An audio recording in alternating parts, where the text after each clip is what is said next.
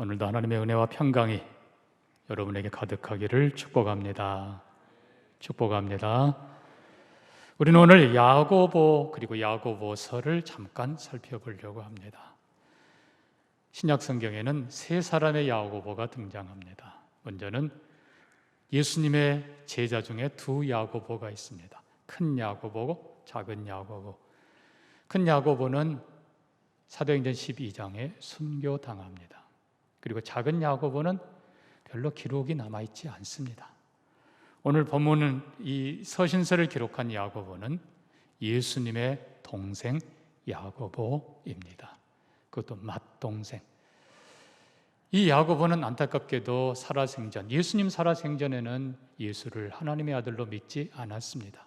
오히려 의심했고 조롱했고 불평했습니다. 그런데 예수님 죽으시고 부활하신 후에 고린도전서 15장 7절을 보면요, 그 후에 야고보에게 보이셨으며 그 후에 모든 사도에게 보이셨다. 부활의 주님 목격자들 명단에 모든 사도와 별도로 야고보에게 보이셨다라는 기록을 하고 있습니다. 이 야고보가 바로 예수님의 동생입니다. 예수님은 사랑하는 그의 친동생 야고보에게 부활의 실체를 어떻게 보면 다른 제자들보다 더 앞서 보여주심으로 특별한 믿음과 특별한 사명을 주셨던 겁니다. 이 야고보는 그때부터 정말 회개하면서, 그리고 초대 예루살렘 교회가 시작될 때 사도행전 12장 보면요, 120여 명의 사람들이 모여 있을 때에 예수의 어머니와 예수의 아우들이 함께 모여 기도에 전념했다라고 되어 있습니다. 이 야고보는 예수님의 맏동생입니다. 이 야고보가 어머니를 모시고 그리고 사랑하는 동생들을 다 데리고 초대교회에 참여하면서 함께 기도하고 함께 교회를 세워갑니다. 이 야고보에게는 두 개의 별명이 있습니다. 하나는 의로운 야고보, 영어로 James the Just라고 하는 별명이 하나 붙습니다. 자, 이 별명은 야고보가 어떤 사람인가를 보여주는 것입니다. 야고보, 의로운 사람이라. 이 야고보는 구약에 나름대로 정통했던 사람이고 특별히 율법에 흠이 없었던 아주 성실하고 신실한 사람이었습니다. 뿐만 아니라 예수 그리스도에 대해서 누구보다 더 잘 알았고 복음을 깊이 깨달았던 사람입니다. 그래서 유대인과 이방인의 중간 역할을 잘 감당했던 성실한 사람이었습니다. 어느 면으로 보아도, 율법을 보아도 복음 면에 보아도 흠이 없는 정말 바른 사람이었기 때문에 제임스 the Just, 의로운 의로운 야고보라는 그런 별명이 붙었습니다. 사랑하는 성도 여러분, 저는 우리 모두가 그런 별명 갖기를 원합니다. 그 사람은 정말 확실한 사람이에요. 유대인으로서 율법에 흠이 없고 그리스도인으로 복음에 온전하고, 특별히 예수님의 친동생이니까 예수를 얼마나 잘 알겠습니까? 또 외모도 얼마나 닮았겠어요? 그 아름다운 야고보, 우리가 닮기를 원합니다. 뿐만 아니라 이 야고보는요, 또 하나의 별명이 있는데 바로 낙타무르입니다. 카멜스니, 낙타무르. 얼마나 기도를 많이 했으면. 왜요? 예수님 살아생전에 눈이 어두워 하나님의 아들인 걸 알아보지도 못하고 마음을 아프게 했고 오죽하면 나를 못 믿어서, 물론 충격을 주기 위해서겠죠. 십자가에 죽으실 때도 예수님은 자기가 이제는 그 가정의 가장인데 제껴두고 요한에게, 요한아 내 어머니를 너에게 부탁한다, 이러고 얼마나 마음 상했겠어요. 그래서 이 야고보는 철저하게 회개하면서 무릎을 꿇고 오래 기도했던 사람 뿐만 아니라 자기 가족뿐만 아니라 유대의 많은 사람들이 구원받기 위해서, 또 들어오는 헬라 사람들, 헬라파 유대인들을 배려하고 섬기기 위해서 많이 수고했고 기도했던, 그래서 낙타 무릎의 사람. 이 두 모습이 바로 야고보의 모습입니다. 사랑하는 성도 여러분, 정말 우리가 대한민국 국민으로서 뿐만 아니라 하나님 나라 백성으로 흠 없는 의로운 성도들 되기를 소망합니다. 거기다가 하나님의 은혜를 구하는 간절한 기도에 무릎의 사람, 우리가 이게 바로 살아있는 믿음입니다. 사도들이 복음 전하기 위해 동서남북으로 다 떠난 그 자리, 야고보가 끝까지 예루살렘 교회를 지키면서 그 교회의 초대 감독이 됩니다. 뿐만 아니라 예루살렘 교회가 모든 교회의 중심이었기 때문에 특별히 사도행전 15장 예루살렘 공회가 모일 때 거기 의장으로 서 있습니다. 예수님의 동생이었기 때문이 아니라 의로운 사람이었기 때문에, 그리고 기도하는 사람이었기 때문에 하나님이 거기 그렇게 세우신 것입니다. 기록에 의하면 62년 대제사장이 기독교를 핍박하기 위해 예루살렘 교회 감독인 바로 이 야고보를 돌로 쳐 죽이라고 명령을 내리고 그가 그렇게 순교합니다. 그러나 우리는 특별히 갈라디아서 2장 9절 보면요, 사도 바울의 고백 속에 내게 주신 은혜를 알므로 기둥같이 여기는 야고보와 게바와 요한이 나와 바나바에게 친교의 악수를 하였다. 맨 먼저 등장한 사람이 바로 야고보입니다. 야고보 앞에 뭐가 붙어 있어요? 기둥같이 여기는 야고보. 우리 한 사람 한 사람이 이렇게 교회 안에 기둥같이 서기를 소망합니다. 너무나 아름다운 사람이. 자, 이 야고보가 말씀드린 대로 이제 예루살렘 교회 감독을 맡고 그리고 그리스도인, 특별히 유대 그리스도인들을 위해서 많은 헌신을 합니다. 자, 1장 1절에 이렇게 썼습니다. 하나님과 주 예수 그리스도의 종 야고보는 흩어져 있는 12지파에게 문안하노라. 예수의 동생이라고 쓰지 않고 예수 그리스도의 종이라고 자신을 표현합니다. 이 겸손한 사람, 그가 특별히 흩어져 있는 12지파에게 편지한다. 이 야고보서를 안타깝게도 마틴 루터는 혹평을 했습니다. 종교개혁의 모토가 뭡니까? 오직 믿음. 그런데 야고보서는 행함이 없는 믿음은 죽은 것이다, 행함을 강조하니까 마틴 루터 입장에서는 이게 불편한 거예요. 그래서 아예 그냥 이 야고보서는 불쏘시개 정도에 필요한 지푸라기 서신이다. 거기다가 막 혹평을 달기를, 이 야고보서는 대상이 애매하다. 자, 흩어져 있는 12지파, 아니 유대인이면 유대인이고 아니면 말지, 뭐 이러냐. 거기다가 그냥 이 야고보서는 논리도 없다, 주제도 없다, 이 말했다 저 말했다, 그냥 이거는 뭐 아무 소용없다. 마틴 루터가 아주 그냥 혹평을 넘어서 악평을 했습니다. 근데 참 감사하게도요, 칼빈 목사님은 참 지혜로운 분입니다. 야고보서 분명히 하나님께서 성경 안에 두시고 우리를 위해 쓴 책인데 야고보서를 쭉 다시 살펴보니까 그게 아니라 이겁니다. 그래서 오히려 칼빈 목사님은 야고보서를 굉장히 높이 평가합니다. 자, 믿음과 행위가 별개 두 개가 아니라는 것입니다. 믿음과 행위는 하나입니다. 행함이 있는 믿음.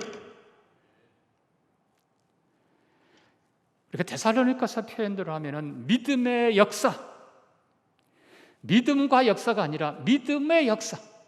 표현을 바꾸면 역사하는 살아있는 믿음, 산 믿음, 그게 바로 성경에 가르치는 믿음이고, 야고보가 강조하는 것은 믿는다고 말만 하고 아무것도 행하지 않는 죽은 믿음이 아니라 믿음대로 사는 살아있는 믿음, 능력 있는 믿음, 그것을 강조하는 것입니다. 아멘입니까? 켈빈 목사님이 야고보서를 다시 보면서 그렇다, 이게 참 믿음이다. 믿음과 행위가 별개가 아니라 행위가 있는 믿음, 산 믿음, 능력 있는 믿음, 이것이 진짜 믿음이다. 사랑하는 성도 여러분, 진짜 믿음 가지기를 주의 이름으로 축복합니다. 말로만 믿습니다가 아니라 믿는 대로 살아가는, 삶으로 증거하는 살아있는 믿음, 능력 있는 믿음, 생생한 믿음 가지고 살기를 주의 이름으로 축복합니다. 애매하다고요? 아니에요. 누구 말은 그래요. 죽도 밥도 아니다. 아니요, 정반대로 죽도 되고 밥도 돼요. 흩어져 있는 12지파, 이 뭐냐? 흩어져 있는 유대인들 디아스포라뿐만 아니라 모든 이방인을 향해서 유익한 책이라. 야고보서 정말 모든 이방인 성도들도 꼭 읽고 배워야 될 좋은 목회 지침이다. 논리가 없다고요? 아니요. 우리가 읽은 1장 2절부터 10절까지 보면 야고보서의 주제는 세 가지입니다. 이 세 가지가 2장에 반복되고 3장, 4장 계속 확대되고 반복됩니다. 주제는 세 가지입니다. 첫째는 2절부터 4절까지 해서 너희가 여러 가지 시험을 당하거든 온전히 기쁘게 여기라. 시험, 여기 시험은 영어로 trial. When you face trials, 너희가 시련을 당할 때에 이렇게 이겨내라. 흩어진 유대인들뿐만 아니라 고난당하는 모든 그리스도인들을 향해서 시련을 당할 때 이겨내는 비결을 가르쳐 줍니다. 격려해 줍니다. 두 번째 주제는 5절부터입니다. 너희 중에 지혜가 부족하거든 하나님께 구하라. 지혜로운 성도들이 되라. 지혜를 권면하는 것이 계속 이어지고요. 뒤에 보면 속지 말라.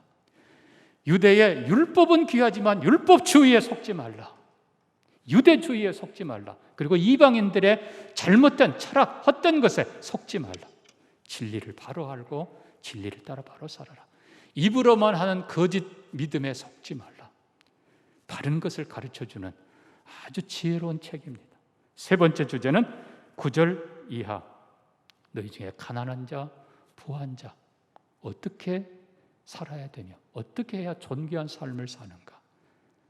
여러분, 이 세 가지 주제, 다가오는 모든 시련들을 어떻게 이겨낼 것인가, 어떻게 가장 지혜롭게 살 것인가, 그리고 무엇이 지혜인가, 그리고 마지막으로 부와 가난에 대해서 우리가 어떤 태도로 어떻게 살아야 되는가. 가난해도 존귀한 삶, 부해도 교만하지 않고 지혜롭고 성실한 그리스도인다운 삶, 이 세 가지 주제가 반복되는 것입니다. 여러분, 2장에 너희 회당에 부한 옷을 입은 자와 가난한 옷을 입은 자 차별하지 말라. 성경은 말합니다. 하나님께서는 가난한 자에게 믿음에 부요하게 하셨느니라. 혹시 여러분 가난한 자 있습니까? 혹은 병들고 연약한 자 있습니까? 큰 믿음 가지시기를 바랍니다. 하나님께서는 오히려 믿음을 보십니다. 부요한 자 어떻게 살아야 됩니까? 1장 27절 보면요, 하나님 앞에서 바른 경건은 고아와 과부를 그 환난 중에 돌보고 자기를 지켜 세속에 물들지 아니하는 그것이니라. 부한 자, 강한 자, 높은 자들, 어려움 당하는 고아와 과부와 어려운 사람들을 도우시기를 바랍니다. 그리고 자기를 지켜 경건하게 사는 존귀한 삶 가르쳐주는 거예요. 또 우리는 지혜로운 삶, 속지 말라. 또 그 다음에는요, 말하기는 더디하고 듣기는 속히 하라. 아주 지혜로운 가르침들이 많이 끝까지 이어집니다. 자, 그래서 이 세 가지 주제, 시련을 어떻게 이겨낼 것인가, 어떤 자세로 어떻게 이겨낼 것인가, 두 번째는 어떻게 지혜롭게 살아야 되는가, 그리고 세 번째는 부할 때, 가난할 때, 건강할 때, 약할 때 어떻게 살아야 되는가, 이 모든 것을 하나로 요약한 것이 실은 지혜입니다. 그래서 오늘 5절에 누구든지 너희 중에 지혜가 부족하거든 후히 주시고 꾸짖지 아니하시는 하나님께 구하라. 특히 야고보서가 강조하는 것은 지혜입니다. 지혜. 그리고 그 지혜를 구하라라는 기도를 강조하고 있어요. 그래서 기본 주제는 세 가지지만 이 베이스에 깔려있는 처음부터 끝까지 진행되는 것은 기도입니다. 1장에서도 구하라 기도로 시작하고, 마지막 특별히 5장에서는 의인의 기도는 역사하는 힘이 크니라. 성도들이 함께 기도해서 시련을 이겨내고, 기도해서 하나님의 지혜를 받고, 기도하는 가운데 가난한 자도 존귀하게 살고 부한 자도 경건하게 사는 삶을 가르쳐주는 것입니다. 특별히 우리 시대에 얼마나 중요한 주제인지 모릅니다. 자, 우리는 야고보가 강조하는 지혜 부분을 조금 더 이제 집중해서 살펴보겠습니다. 여러분, 지혜가 도대체 뭡니까? 하나님께서 인간을 지으실 때 창세기 1장 보면요, 우리가 우리 모양을 따라 사람을 만들고 우리가 만든 모든 것을 다스리게 하자. 그리고 인간을 지으셨습니다. 그럼 사랑하는 성도 여러분, 도대체 하나님께서 인간에게 그 엄청난 책임과 권한을 주시면서 도대체 뭘 주셨습니까? 솔직히 사람에게 뾰족한 뿔이 있어요? 없어요. 뭐 우리에게 뭐 엄청난 뭐 사자 같은 뭐 송곳니가 있어요? 없어요. 뭐 발톱이 있어요? 없어요. 우리가 날개? 없어요. 사람은요, 인간의 그 육체적인 모습만 보면은 정말 하찮은 존재입니다. 사람보다 크고 힘 있는 짐승들 얼마나 많은지 몰라요. 사람이 뭐 달리기 한다고 막 그냥 100m 몇 초에 막 박수치고 난리인데요. 짐승들이 보고 웃어요. 제가 얘기했잖아요. 저것들 좀 웃긴다. 지난번 우상혁 뭐 선수인가요? 높이뛰기 2m 뭐 30 얼마 뛰었다고 막 박수치고 뭐 금메달, 은메달 난리인데요. 벼룩이 웃어요. 벼룩은 제자리에서 자기 몸에 33배를 뛴대요. 수영? 아이고, 돌고래가 웃습니다, 여러분. 가장 하찮은 게 인간이에요. 그러나 하나님께서 온 세상을 다스릴 능력을 주셨습니다. 그것이 바로 지혜입니다. 지혜는 하나님이 주신 거예요. 그래서 그 하나님께 지혜를 구하라. 근데 놀랍게도 이 지혜는 선한 지혜가 있고 악한 지혜가 있는 거예요. 고린도전서 표현으로는 이 세상 지혜, 하나님 무시하고 자기를 내세우고 쾌락을 더 좋아하고 아예 그냥 악한 기준, 잘못된 지혜. 그러나 야고보서 2장 그리고 3장에서는 위로부터 난 지혜는 성결하고 선하고 아름답고 하나님이 주신 지혜 말씀하고 있습니다. 하나님이 우리를 만물의 책임자로 세우셨기에 우리는 어디에서든지 하나님의 지혜를 받아서 존귀하게 사시기를 바랍니다. 이게 주님이 원하는 거고 이게 성도의 삶이에요. 자, 중요한 것은 여러분, 무엇이 지혜인가? 지식, 학교 교육은 대부분 지식입니다. 대부분이 지식이에요. 지식은 현상을 가르치는 것입니다. 그러나 지혜는 본질을 가르치는 것입니다. 여러분, 본질을 꿰뚫어 아는 지혜가 있기를 바랍니다. 이건 하나님이 주세요. 이건 영의 눈으로 봐야 되는 거예요. 자, 무엇이 지혜입니까? 여러분, 믿음이 지혜입니다.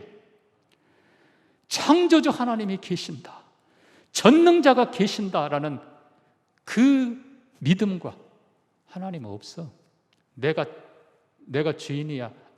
여러분, 누가 지혜롭습니까? 믿음이 지혜입니다.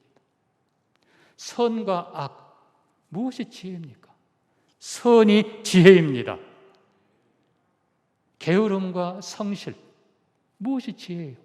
성실함이 지혜입니다. 정직한 것이 지혜입니다. 사랑하는 것이 지혜입니다. 감사하는 것이 지혜입니다. 전능하신 자의 도움을 받는 기도하는 것이 지혜예요. 이 모든 것, 시련을 이겨내는 능력, 이것도 지혜예요. 어떻게 가난한 자가 존귀하게 살 수 있는가?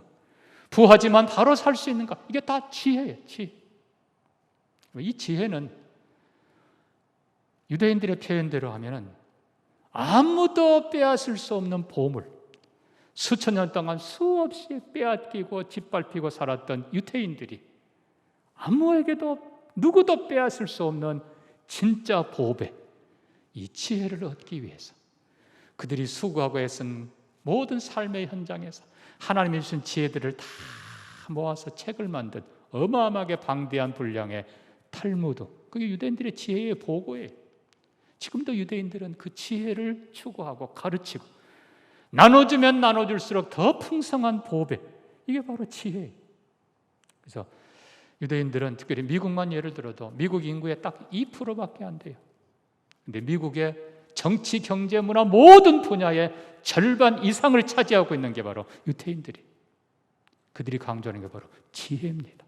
하나님이 주신 지혜, 성경을 통해 가르쳐 주시는 지혜. 지금 우리 민족이야말로 이 지혜가 필요합니다. 이 위기의 시대에 하나님께서 우리 교회와 대한민국 민족들이 다시 한번 하나님이 주신 말씀으로 돌아가고 하나님의 지혜를 힘입으며 세상을 이끌어갈 존귀한 나라가 될 것입니다. 이 지혜가 그렇게 귀한 거예요. 그래서 잠언서에 보면 지혜를 구하라. 특별히 잠언 3장은 지혜에 대해서 집약해 놓고 있습니다. 잠언 3장. 지혜는 진주보다 귀하니 네가 사모하는 모든 것으로도 이에 비교할 수 없도다. 그의 오른손에는 장수가 있고 그의 왼손에는 부귀가 있나니 그 길은 즐거운 길이요 그 지름길은 다 평강이라. 지혜는 그 얻은 자에게 생명나무라. 지혜를 가진 자는 복되도다. 하나님이 지혜의 근원이시고 하나님이 지혜 자체이시고 하나님의 아들 예수 그리스도가 로고스, 바로 지혜이십니다. 내가 길이요 진리요, 그 진리가 바로 지혜예요. 여러분, 예수님의 지혜 어느 누구도 감탄 못할 정도로 탁월한 지혜, 하나님의 지혜입니다. 하나님의 지혜는 크도다 깊도다 인간의 모든 것을 초월합니다. 이 하나님의 지혜가 우리의 삶 가운데 있기를 바랍니다. 게으른 자여 개미에게 가서 지혜를 배우라. 여러분, 게으른 자는 개미보다 못한 자예요. 교만하고 악하고 패역한 자여 진짜 지혜를 얻으라. 무엇이 지혜냐? 교만이 아니라 겸손이 지혜입니다. 게으름이 아니라 성실이 지혜입니다. 미워하는 것이 아니라 사랑하는 것이 지혜예요. 결국은 다 돌아오게 돼 있어요. 왜 드라마를 보면 왜 그렇게 해서 어떤 사람은 못됐을까? 지혜가 없어서 그렇습니다. 결국은 다 그 값을 받게 될 텐데, 내가 미워하고 못된 짓 하면 결국은 그게 다 돌아와 자기를 무너뜨릴 텐데, 그게 바로 악한 지혜, 세상의 지혜. 하나님의 지혜를 받으시기를 축복합니다. 그래서 야고보는 지혜를 구하라, 지혜를 구하라. 지혜는 본질이 하나님께로부터 오기 때문에 선합니다. 선악을 분별할 뿐만 아니라 가치를 인정합니다. 중요한 가치를. 어떤 사람은 그게 뭐가 중요해? 내 돈이 중요하고 뭐가 중요해? 아니에요. 진정 중요한 것, 믿음의 가치, 사랑의 가치, 기도의 가치. 여러분, 진짜 중요한 걸 깨닫는 것이 지혜입니다. 하나님이 주신 중요한 것들을 귀히 여기는 여러분 되기를 주의 이름으로 축복합니다. 그래서 바로 이 지혜가 생명이고 지혜가 능력이고 지혜가 축복입니다. 지혜로운 성도들 되기를 주의 이름으로 축복합니다. 그럼 우리가 어떻게 해야 되는가? 5절 다시 보니까요, 너희 중에 누구든지 그랬습니다. 인간은 다 하나님의 형상입니다. 우리에게는 크건 작건 간에 다 책임이 있고 사명이 있습니다. 자기 자리에서 우리는 다 지혜롭게 살아야 됩니다. 이 지혜롭게 산다는 말은 하나님이 원하시는 삶을 사는 것이고 가장 존귀하게 산다는 것입니다. 가정에서도 어디에서든지 무슨 일을 하는 사람이든지 다 지혜가 필요합니다. 누구든지 지혜를 구하는 여러분 되기를 바랍니다. 그런데 보니까요, 지혜가 부족하거든. 이 부분이 참 이 말뜻이 굉장히 중요한 겁니다. 지혜가 부족하거든이 아니고 원뜻대로면 지혜가 부족한 줄 아는 것, 이겁니다. 여러분, 바이올린 피아노 좀 똥땅거릴 줄 아는 애가 내 피아노 칠 줄 안다. 여러분, 그것만큼 어리석은 게 어디 있습니까? 1, 2, 3, 4 셀 줄 알고는 내가 다 안다. 얼마나 어리석습니까? 여러분, 결국 지혜로운 자가 지혜를 더 필요로 하는 것이고, 지혜로운 자가 내가 얼마나 부족한가를 알고 하나님께 지혜를 구하는 것입니다. 이게 진짜 지혜예요. 내가 부족한 것. 솔로몬이 이미 지혜로운 사람이에요. 그럼에도 불구하고 하나님이 내가 내게 뭘 줄까 하니까 솔로몬이, 예 하나님, 지혜를 주옵소서. 이 많은 백성들을 어떻게 다스려야 될지 하나님, 지혜가 필요합니다. 여러분, 지혜로운 자가 결국 지혜를 구하는 것입니다. 중요한 것은 지혜를 구한 솔로몬에게 하나님께서는 너무 기뻐하시며, 네가 부도 귀도 영광도 구하지 않고 지혜를 구했으니 내가 지혜를 하늘만큼 땅만큼 부어주고, 그리고 네가 구하지 아니하는 것도 내가 넘치게 주리라. 그게 오늘 본문 5절에 후히 주시고라는 표현입니다. 후히, 넉넉하게, 풍성하게, 지혜도 풍성하게, 우리가 구하지 아니한 다른 것도 풍성하게 주시는 분이 하나님이십니다. 다니엘, 어린 소년이지만 하나님, 이방 땅에서 의롭게 살고 싶습니다. 하나님이 지혜를 주세요. 기도하는 다니엘과 친구들에게 하나님께서 지혜를 주시고 다니엘에게는 꿈과 그리고 이 몽조를 깨달아 하는 능력도 주셨더라. 여러분, 우리 아이들 세상 지혜도 마찬가지입니다. 하나님이 지혜를 주셔야 생각나고 깨닫고 기억하고 해나갑니다. 우리 아이들 그냥 공부만 하라 그러지 말고 기도하고 공부하고, 우리 성도님도 마찬가지입니다. 무슨 일을 하든지 기도하고 하나님의 지혜를 구하고 감당하시기를 바랍니다. 하나님이 도우시고 보호하시고 지혜 주십니다. 요셉에게 지혜를 주십니다. 다니엘에게 지혜를 주십니다. 다윗에게 지혜를 주십니다. 구하는 모든 자에게 하나님이 지혜를 주십니다.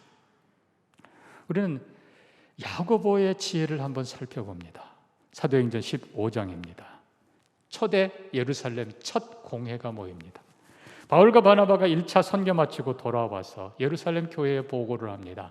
이방인들이 죽게 돌아온 감격스러운 것들을 보고합니다. 그때 안타깝게도 유대 출신 크리스찬들이 제재를 합니다. 이방인들 그냥 교회에 들어오면 안 된다. 이방인들을 할례 받아야 된다. 그래야 구원받는다. 여러분 사도행전 15장 보십시오. 아주 유대인들이 강력하게 이방인들을 제재합니다. 그때에 베드로가 일어나서 말합니다. 여러분 형제들이요, 고넬료 사건을 얘기하면서 내가 기도하는데 하나님께서 환상으로 짐승들을 보여주셨다. 내가 먹지 않겠다 했지만 하나님이 내가 깨끗하게 한 것을 네가 더럽다 하지 말라. 그리고 하나님이 나를 고넬료의 집으로 보내셨다.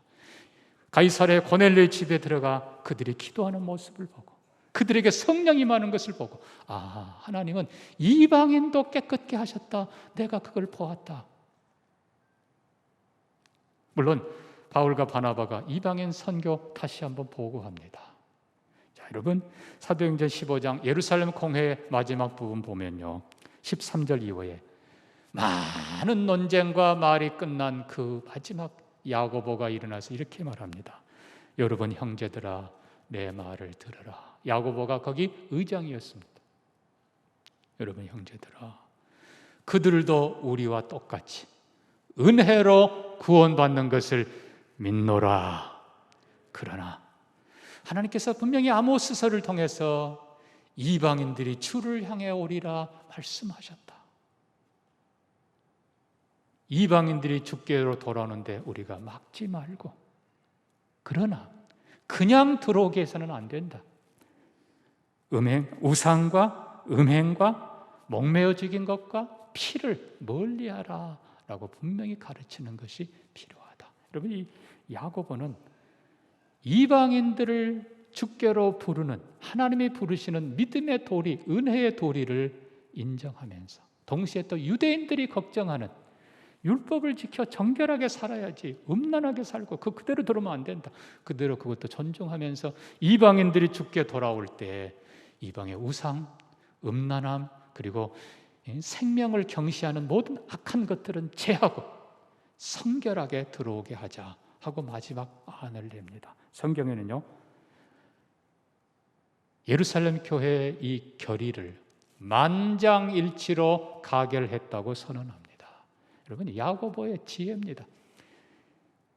이방인이 주께 돌아오는 문은 열어두지만 동시에 유대인들이 걱정하는 더럽고 악한 우상과 이런 것들이 들어오면 안 됩니다. 다 수용해서 가장 적절하게 안을 내고 만장일치로 결의하는 최종 안이 바로 야고보, 이 지혜로운 이 사람의 견해고 결정이었습니다. 말씀을 맺습니다. 사랑하는 성도 여러분, 우리는 야고보의 이 세 가지 모습을 배우기를 원합니다. 율법에도, 하나님 말씀에도, 그리고 우리의 대한민국 국민으로서 세상의 삶에서도 정말 야고보처럼 다니엘처럼 흠잡지 못할 의로운 사람들로 살기를 소망합니다. 하나님의 은혜를 구하며 옛적의 부끄러움을 철저히 회개하면서 무릎 꿇어 간절히 기도하는 기도의 사람으로 살기를 원합니다. 무엇을 구하라고요? 지혜를 구하라. 배운 건 많지 않지만 지식은 짧을지 몰라도 지혜로운 사람, 어디에서 무슨 일을 하든지 간에 가장 존귀하게 잘 감당하는 지혜로운 성도들 되기를 주의 이름으로 축복합니다. 축복합니다. 말씀 기억하면서 같이 기도합니다. 하나님, 우리가 의롭게 살게 해 주옵소서. 기도하며 살게 해 주옵소서. 하나님의 지혜를 받아서 값지게 살게 해 주옵소서. 가난하고 연약해도 당당하게 살게 하시고, 부하고 건강해도 하나님의 말씀대로 경건하게 살게 하시고, 내게 맡겨진 일 잘 감당하도록 하나님 지혜를 주시옵소서. 우리 같이 한번 기도합니다. 하나님 아버지, 야고보처럼 의롭게 살기를 원합니다. 기도하며 살기를 원합니다. 하나님이 주신 지혜로 어디에서 어떤 일을 하든지 지혜롭고 복되게 하여 주시옵소서. 예수님 이름으로 기도합니다. 아멘.